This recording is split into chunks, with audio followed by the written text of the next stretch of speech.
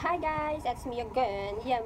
So ayan guys, andito ako, nakaupo dahil yung alaga ko binantayan ng kanyang momshi. So kaya dito ako sa ilalim, sa ground floor ni ng mom at ni madam. So dito ako, kasama ko yung aking nagtrabaho sa mga bahayan, yung aking kambal ko yan guys. At ayun, so magdi-dinner mamaya yung alaga ko. Ang oras ngayon ay magpa-5 na. So ayun, hintay muna ako, tawag ni ma'am dito, no? Tawagin ko mamaya pag kumain na yung aking alaga. So, yan yung dalawa. Yan, ang magaganda. Ay, nahuya-huya pa. Ayun, update ko kayo mamaya kung anong mangyari, or i-update ko kayo mamaya kung magkain kami dito sa ilalim, kung anong ginagawa namin mga kasama ko dito sa bahay ng trabaho. So, ayun, let's habangan nyo. Bye-bye muna! Kakain na ako dyan guys dahil ang aking alaga pinapakain ng kaniyang nanay.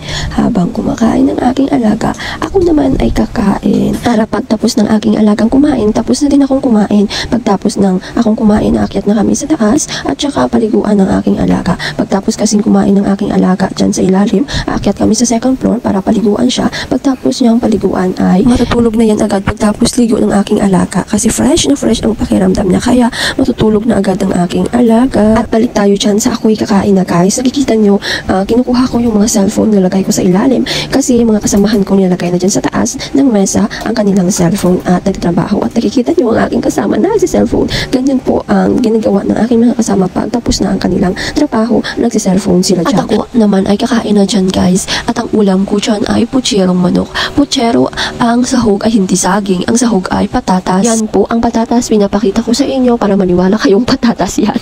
Patatas nga. Nakikita nyo guys, inuukay-ukay ko muna yung aming ulam kasi pinipilo ko yung gusto kong part sa manok. Alam nyo ba guys, araw-araw po ay manok yung ulam namin. Oo, araw-araw manok yung ulam namin. At syempre ako naman na tao ay masawain sa mga ulam kapag paulit-ulit ang ulam. Kaya syempre pinipili ko dyan yung may mga buto-buto para hindi masulumod. Pag puro-puro laman yung kinakain ko sa manok ay nasa lumudan ako. Kaya pinipilo ko yung buto. Habang ako ay nilalagay ko ang ulam ko sa aking pinggan, ang aking kasama naman dyan ay nagbibiruan sila na tinatawag ni ma'am ang aking isang kasama. Kaya yung aking isang kasama naman ay nagmamadali na tingnan kung tinatawag siya ni ma'am. Ganyan kami dyan guys, nagbibiruan na tinatawag ni ma'am or nagbibiruan ng ibang mga diskarte na biruan na yan. Pakinggan nyo po yung aking kasama na tinatawag daw ang aking kasama ni ma'am, pero siya naman yung nagsasalita.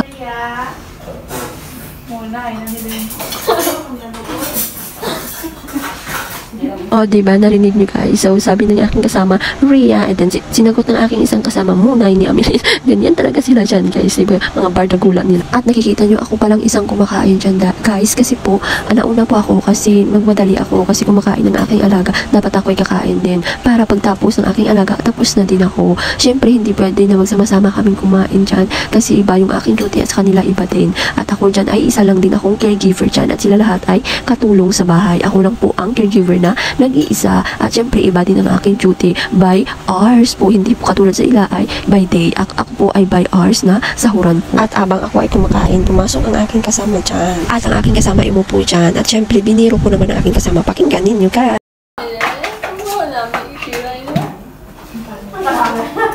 Mutugi ng pangatsi ko kang paang nahibi ng luha kinang mga isang kilay ko dun sa tayo orange buntis bukas ako nga kaya niribig ko gag pinatsi ako nagad asmet ko naman ako nga luha ko na ganit sakit abi ko kunik sa tanan Habang kami ay nag-usap ng aking kasama, biniro naman ng aking kasama ang aking kasamahan kasi ang igay nila doon sa kusina. Ang bala ka tingin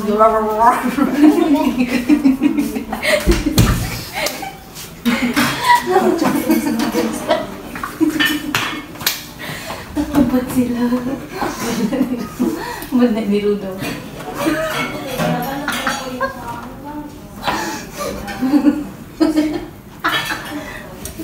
ability sets messages.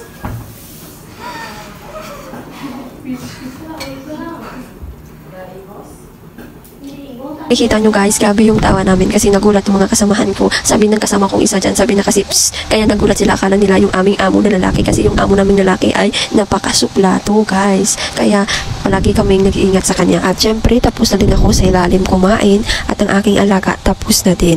At pagkatapos ay umakyat na kami ni ma'am at ang aking alaga at ako sa second floor para doon na sila maglaro. Syempre ako ay magre-ready ng pagpaligo sa aking alaga. Gabi po pinapaliguan ang aking alaga. Kapag hindi na pinapaliguan ang aking alaga, kapag gabi ay hindi siya makapagtulog. At kailangan bago siya matulog sa gabi, papaliguan para fresh ang kanyang pakiramdam ng aking alaga para makatulog siya agad. Katapos ligo ng aking alaga ay pinapatulog ko siya agad. Kaya nakatulog siya kasi masarap ang kanyang pakiramdam. At pagkatapos papatulog ko sa aking alaga at ako inutusan ni ma'am para maglinis ng mat ng aking alaga kung saan siya naglalaro. Dyan po naglalaro. Ay, nako. Anyway, ganito pala maglinis ng mat ng aking alaga. Merong 2 panyo at saka wipes at saka panglinis sa toys po yan. Yung sinispray ko sa mat guys, yan po yung pangpalinis sa toys na binili ni madam. Una po, spray ko ng pangpalinis ng toys sa mat, yung isang panyo, yan ang ginagamit ko na pagtapos spray ay pinapahid ko.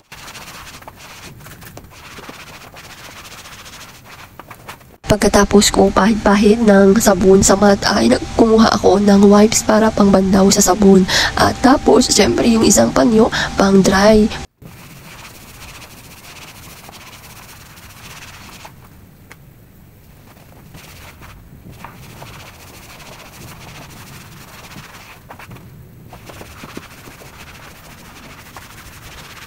Tapos ay tinurn off ko na yung light kasi tapos na ang aking trabaho at bumaba sa ilalim para ilagay yung basahan sa ilalim kasi yung basahan may tagalaba po dyan. Meron kaming tagapaglaba. Pagkatapos, syempre, pumunta ako sa CR at para mag-CR pagkatapos maghilamos kasi matutulog na ako kasi tulog na yung aking alaga.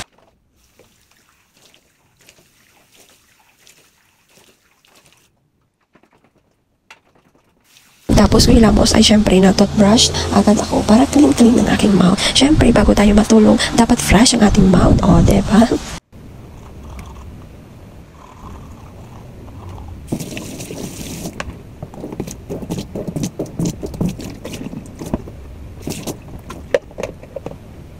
Pagkatapos ko hilamos ay gin-dry ko ang aking mukha at saka mouth para ma-dry at kumuha ko ng aking toner para malinis pag ang aking mukha. Kailangan natin linisin ang ating mukha kahit nakapaghilamos na tayo kasi yung sabon hindi masyadong makuha ang dirty sa ating mukha. Kaya kailangan ng toner para makuha ang dirty sa ating mukha kasi nakakos po ang dirty sa mukha natin, nakakos po yan ng pimples. Kaya kailangan natin ng toner para makuha agad ang ating dirty sa mukha at hindi makapag-pimples. Kaya ayan, ako'y naglilinis dyan. Pakinggan nyo ang sinasabi ng aking kasama.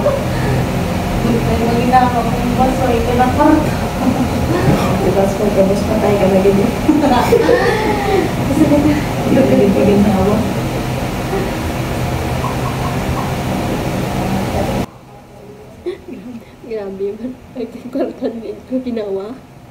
Patay lagi sa pagkabuas.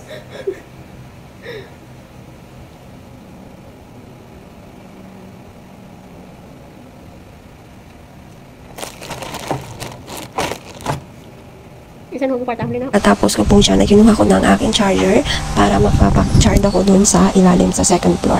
At pagkatapos, syempre natulog na ako. So, thank you for watching. Please subscribe me to more videos. Please subscribe me para updated ka sa mga bago kong video.